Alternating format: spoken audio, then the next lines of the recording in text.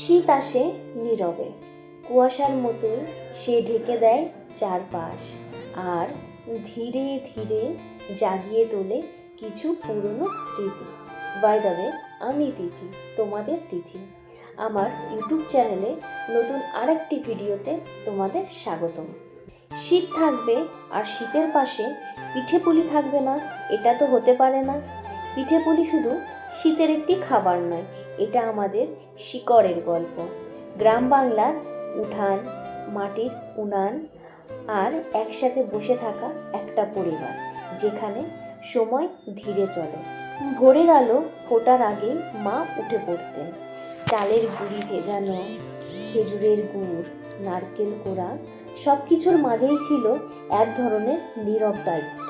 কারণ পিঠে বানানো মানে শুধু রান্না করা নয়, পরিবারকে এক সুতোয় বেঁধে রাখা।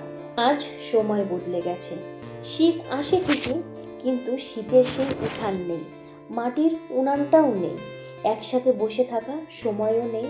সব কিছু দ্রুত, সব কিছু যান্ত্রিক।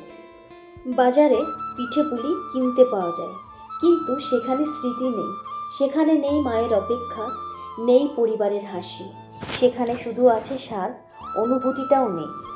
পিঠেপুলি আমাদের মনে করিয়ে দেয় আমরা কোথা থেকে এসেছি, মনে করিয়ে দেয় সম্পর্কের গুরুত্ব, একসাথে থাকার মূল্য। এই পিঠের দরুন আমাদের পরিবারটা তো এক সুতোয় বাঁধা আছে, কিন্তু আমাদের পরিবারের মতো তোমাদের আর কার কার পরিবার এক সুতোয় বাঁধা আছে অবশ্যই কমেন্ট করে জানাবেন। ভিডিওটি ভালো লাগলে একটা লাইক, একটা কমেন্ট, একটা শেয়ার। প্রত্যেকে ভালো থাকবেন, সুস্থ থাকবেন। ধন্যবাদ।